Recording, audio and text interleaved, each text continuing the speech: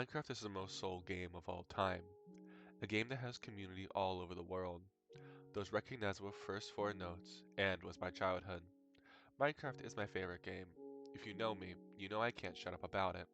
And if you're meeting me for the first time, my name is Ember. Welcome to my final project for my Weird Tales class. If you found this randomly, I welcome you. If you're my professor, thank you for letting me do this. This class has been a lot of fun, and doing something on my favorite game means the world to me. Minecraft is a pretty weird game, made back in 2009 by a man from Stockholm, Sweden. Marcus Persson was a simple man making a game because he enjoyed making games.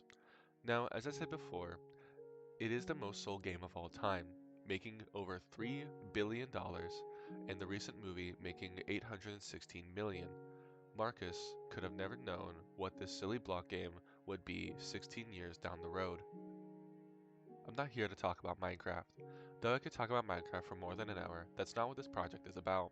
This project is about exploring the weird in Minecraft, specifically the weird in the modding community.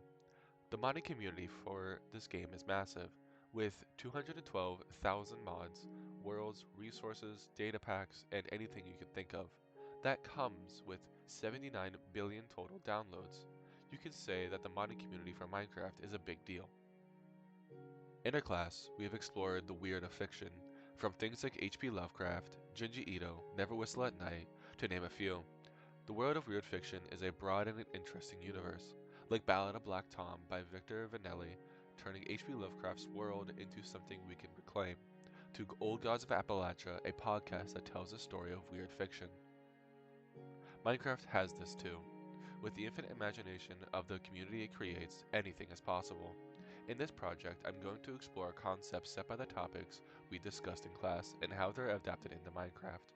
Minecraft nowadays is less of a sandbox game and more of a game engine. Anything is possible in this land of blocks, so join me for about the next hour as I talk about the weird that lives within Minecraft.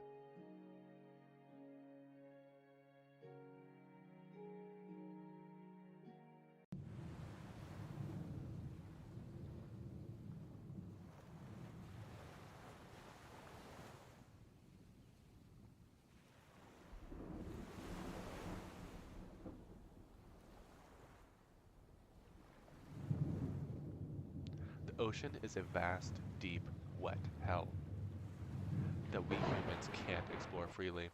The deep, dark depths are akin to space. The secrets they hold have always captivated humanity, from tales of mermaids to tales of krakens. There may be a slumbering god in those deep blue waters. The story of Call of Cthulhu, made by H.P. Lovecraft in 1926, has captivated people around the world. The very concept of some kind of god that can warp your mind and destroy reality has been recreated in Minecraft. Cthulhu Fishing, made by Mojo Developer, is a medium-sized mod that puts some of the Cthulhu mythos into the silly block game. Fishing in Minecraft is rather basic, but something terrible lurks beneath those calm waves. For being on the smaller side of mods, it has a lot of depth to it.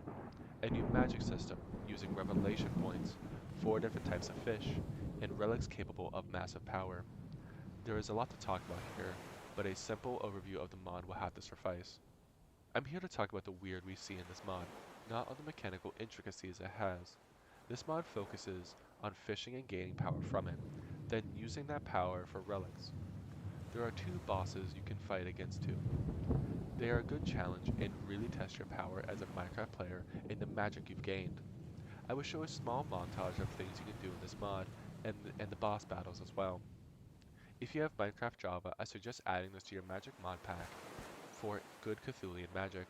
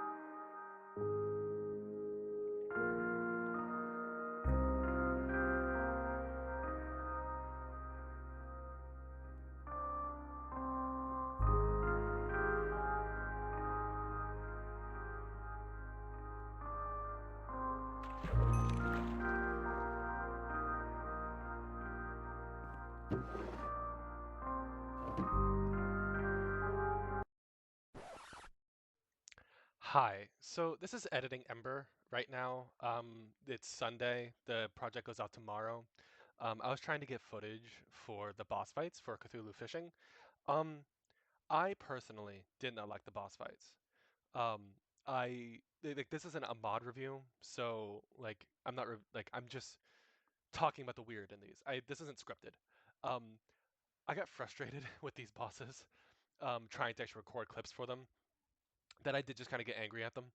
Um, So I'm gonna include the clips that I did for these, and I'm gonna include this as like a little interlude before you watch the clips for the boss fights for Cthulhu Fishing. Um, but I don't think the boss fights are good. I'm going to say that for the developer of this mod to kind of rethink what these bosses do. I don't think that it's good that they destroy blocks, and I don't think that it's good that they dash towards you. It really doesn't make them interesting, just makes them kind of more of annoying than anything. Um, so I tried to make these next few clips a bit funnier than anything else because I just ended up getting frustrated. Um, and these are like some of the only things that frustrate me is like Minecraft stuff. Um, so that is this. But I hope that's a little bit of an explainer for the next few clips. It took me 3 different tries for the big fossil fish boss fight, and the crab fight um, you usually would fight him in like, the frozen ocean. And that did not go very well. I fought him underwater the whole time. The clip is really bad, and it's not a fun fight. Um, I'm probably missing something. I'm probably dumb in this as I usually am, but I just wanted to say that this next part isn't the most fun thing, but I try to make it a bit more fun. Um, so yeah, thank you for watching again. Um, all right, peace.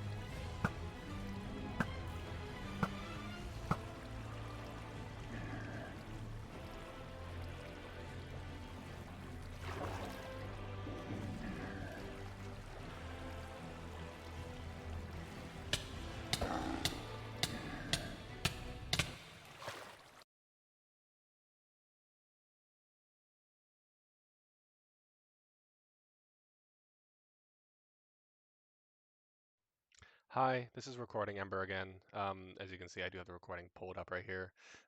This is taking me forever, but I do want to say I don't think Cthulhu Fishing is a bad mod. I just think that the boss fights need some work. As you saw in this clip specifically against the kind of fossil fish, whenever you are fishing these things, they are in water and they destroy blocks. So they will get pushed by the water um, you know, into breaking blocks, and he just kind of dug himself into a hole. Um, I want to say this bond isn't bad. This bond actually has a lot of really cool concepts. The magic system's pretty cool. The idea of putting kind of all the weirdness behind fishing is also really cool because fishing doesn't really get a lot of attention in Minecraft at all. Because it's kind of like one of those like bastardized functions of the game that doesn't really get much thought, but can also get a lot of power from it. It's not the most fleshed out thing, and I'm pretty sure this is just one developer. It's not like a team of people, so I completely understand. Making mods is hard. I can't make mods. That's why I'm the silly college student making a video about about mods. Um, I couldn't do this. I could never do this. But can I sit here and talk about it for 15 minutes? Yeah, I can. And I can say that this mod is actually pretty cool. Um, and support the developer because it takes a lot to do this type of stuff. People make livings off of this, and this is people's lives. This is people's passion. So yeah, all right, that'll be it. Peace. The idea of Cthulhu here keeps some key things. No matter how divisive H.P. Lovecraft is, the idea of different cultures is constant in his work. That idea is still here in this mod. For each kind of fish, you must visit different biomes. This can be akin to the different cultures visited in Call of Cthulhu. There is also the idea of relics and otherworldly magic. The Revelation system is a play on that magic. There is also a common understanding in the Cthulhu mythos that if your mind is more open to the otherworldly, then that sight grants you the power beyond comprehension. Lovecraft holds a limited place in modernist perspective. A quote from Dale Cowery in his thesis. This piece talks about how H.P. Lovecraft, for his time, wasn't a modernist, like James Joyce, Virginia Woolf, or William Faulkner. He was instead influenced by modernist tendencies. This is what I think makes Call of Cthulhu so enticing. Those familiar with H.P. Lovecraft's work understand how controversial it is. That's why works like Ballad of Black Tom and even this Minecraft mod are so important. We saw it before in class with Ballad of Black Tom, where Victor reclaims the best aspects of the Cthulhu mythos for all people. The aspects of the otherworldly, massive power, and cultural differences are all things we see. Those even follow suit in Cthulhu fishing. This is the best thing to do with what Lovecraft gave us, a starting point for a broad and horrifying universe.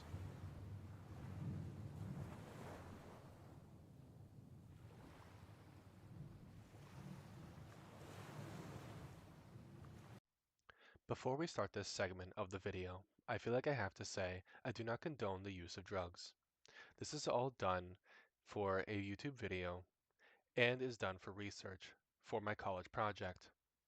So I'm going to say it again, I do not condone the use of drugs in this way. Thank you. Psychedelicraft by The Goat is a massive mod all about the synthesis of drugs. For as long as people have been around, there have been drugs. Whether it was for ritual purpose or for common use, drugs have followed humans into the modern age. Nowadays, most of them are used for recreational use, but as we see in Junji Ito's Futon, there could be a supernatural aspect to them. This is a college project. I feel like going in depth in drug making would be rather taboo. There are 25 different drugs in this mod. I'm going to put an epileptic warning on this part of the video. I'm going to show a few different effects of the drugs on the player, so this is your warning to look away.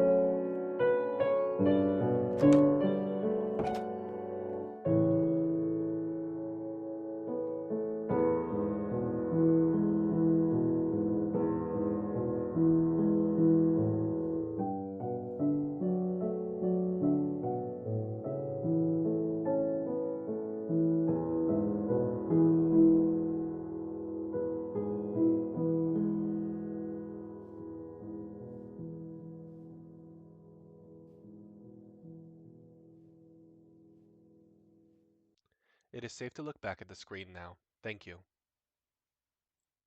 We see in Futon a horrific image that spans 2 pages, all sorts of demons, creatures, shapes, and eyes. Anything that the mind can conjure is on these pages to show the horror of what this woman is witnessing. We find later that what she was seeing was created by psychedelic mold. We as people have known about the effects of fungi and molds for a long time, so this isn't far-fetched. The way Junji Ito captures what it is like to experience these effects is amazing. In Minecraft, we see this too. The experience of these drugs put in a way that sober people can understand. The mod takes a more scientific perspective, but still holds the same common denominator. Drugs are crazy. The human mind is a very easily influenced thing. Throughout history, there have been stories of using drugs for ritual practice, relaxation, and spiritual use. There's no wonder that there are ghost stories, demons, hell, heaven, and so many other supernatural things.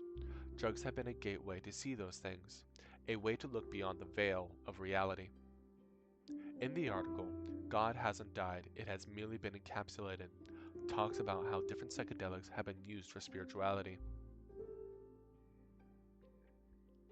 Psychedelics and religion have been intertwined not only within traditional indigenous contexts, but also throughout the modern state management of these institutionalized entheogenic religions beginning in the early 20th century.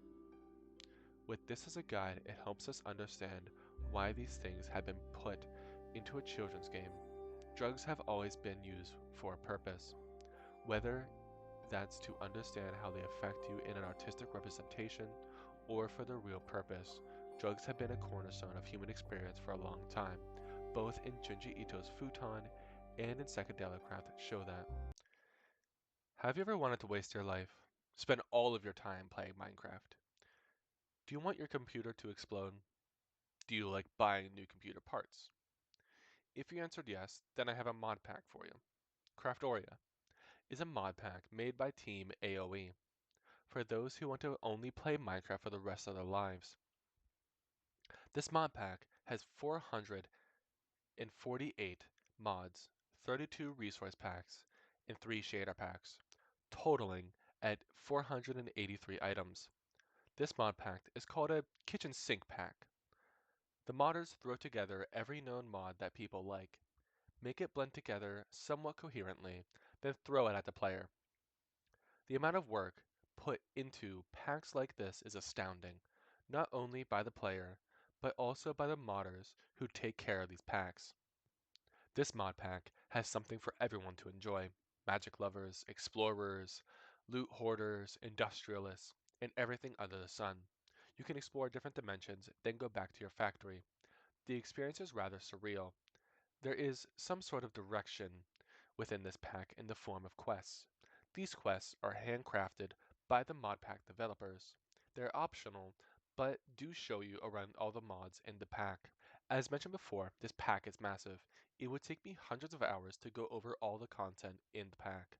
So, I will show a small overview of all the quests.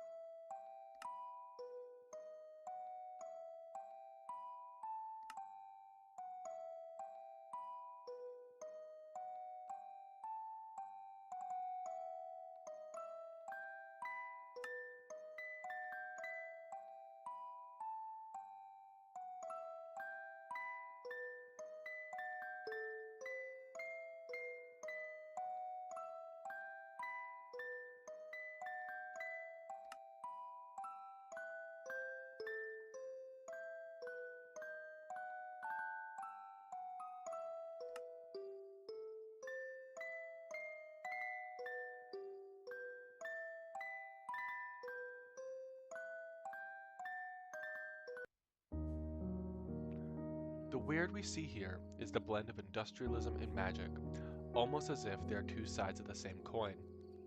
There are mods here that would make the richest industrialists blush, and magic that would make wizards go crazy. Usually, in a fictional setting, there is either one or the other, but never both. This feels like a clashing of ideals. Though it is a common theme in Cthulhu, the Call of Cthulhu takes place in the Roaring Twenties, at the same time as industrialism was growing, and in the universe of Call of Cthulhu, so was magic. The spread of occultism throughout the world was a real issue. Hi again. So this is Editing Ember. So I got done recording all the parts for the Craftoria part of the video. Whenever I realized that the source that I used was actually talking in favor of industrialism, whenever the whole point of the segment was talking down about industrialism. Which kind of sucks, because now I have to re-record things. And I'm putting this in as just kind of a whole thing. But I did find another article here that I'll put up on screen, from 1924, called "The Curse of Industrialism: What Man Has Made, what Machine Has Made of Man." Men, not men. Oh my god, this is going up as a full clip. Doesn't matter. But what this article talks about is wage slavery. Talks about the grips of capitalists, the men being the beast of burden. It talks about self-reliance. It talks about the voice of the oppressor. It talks about topical things, the things that were happening at the time. You know, people being paid pennies on the dollar. People, you know, being basically slaves in these factories, dying in these factories. It's actually very interesting to see papers from this time, and that's why I wanted to use something of it. But a lot of papers from this time are actually talking in favor of it. And that's probably due to a lot of the propaganda that was being spread, and a lot of the covering up. So to actually find something like this is very interesting. I'm going to have to, again, put it up on screen. It's rather hard to read because it's an old newspaper clipping. But I do want to use something like this for this segment of the video because I feel like it's kind of interesting too. It's a bit more interesting than just, you know, some scholarly article. It's, you know, it's actually from the time of, you know, whenever industrialism was big or starting to get big. So yes, I of course am going to link all my sources and in the card of this video.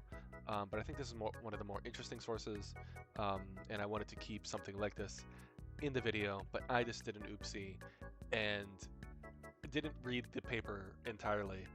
And I should have kind of guessed from the title of the paper, The Magic of Modern Industrialism, which when you think about it really does sound like propaganda. So, you know, it's always that.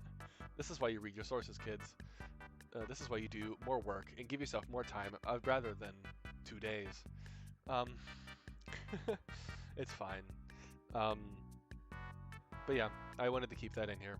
Alright, see you later. These are powerful words. Back in that time, industrial conditions were bleak to say the least. So many people died in those factories, so to have some kind of magic or mystical element to them is an injustice to the people who lost their lives there. Yet, these types of mod packs are the most popular. There is something romanticized about industrialism to this day, that these mod packs keep being made and played by people all over the world. Alright, and that's it. That's the entire video. Thank you for watching until the end. If you're my professor, you had to watch this. You were bound by my grade, actually. I was going to have a camera for this segment, but this is the last thing that I'm editing, and I can't get my shitty little dinky-ass camera to work. Like, the video itself won't work. So you're stuck with, you know, another one of these segments. Sorry this seemed so rushed, because it was. Today is Sunday. I actually finished at 2:39 a.m. on Monday, actually. I started this project maybe Saturday. Well, I started scripting Thursday, went out, hang out with friends Friday, then Saturday I started working on this entirely. Probably wasn't the smartest thing, but I mean, I'm not anything if not determined, and to make a shitty Minecraft video, and that's exactly what I'm going to do. Um, I'm doing this all for a grade, and I'm just now realizing that I could put in all this work and still get a really bad grade for it, which honestly I feel like would be deserved, to how much of that I'm admitting. Um, but this video is actually really fun to do. I had a lot of fun um, recording, editing, um, scripting. Like, it was an interesting process. There's a lot more that goes into these than what you would think. Um, I have so many clips that I'll never use. The file for this is 8 gigabytes, including not including this part. Um, it was a lot. It was a lot of work. I see why people usually, uh, you know, do these in chunks over like 2 weeks. This also didn't take me that long entirely. Like, it took me maybe 12 hours to do. Um, I woke up um, Saturday morning around 11 o'clock and started, and then from 11 o'clock to um, I think about 9 o'clock, I worked. So it was about 10 hours. So it was over. So it was probably about 20 hours on this project actually. But yeah, retrospectively, I think this project was fun, um, and I kind of did it out of my own enjoyment. Um, it's 2 o'clock in the morning, almost 3 o'clock in the morning now, so I feel like the edits got a lot more unhinged the more I went on, which I think really helped my humor. Um, I mean, the purpose of this project is to be informational, not what do you call it, comical. Um, but it can be whatever I want it to be. It's my project. I hope my professor enjoys it. Um, this, I think, has been the most unique thing that he's going to get for a grade this year. I at least hope so, because that's kind of what I wanted it to be. There's a lot of jokes in this that I feel people who of my generation will understand. Um, you know, um, and I don't know. It was interesting. It's 3 o'clock in the morning. My head, I'm so tired. I would be sleepy buys by now. I'd be sleeping, snoozing up a storm right now. But sadly, I can't do that um, because I have more editing to do. So yeah, this is the final thing I'm recording. I did this at the end of everything. Thank you all for watching. I hope you learned something. Um, I'm doing this for a grade. I don't make money off this. YouTube isn't my normal thing. So, you know, if you are one of my classmates and you've enjoyed this video, I don't know, leave a comment. Don't tell the internet who you are. Just leave a comment. Um, like the video. Like and subscribe. Um, like the video. Do something, I guess. I don't know. It'd be funny to see how many people I can recognize in the comments. And I'm just rambling. I'm just rambling. Christ almighty. I need to go to bed. Um, okay, that's it. That's it. That's that. This project is over. I'm done. I'm done. Good night. Wait, did I say 4 a.m.? No, it's okay. Good night.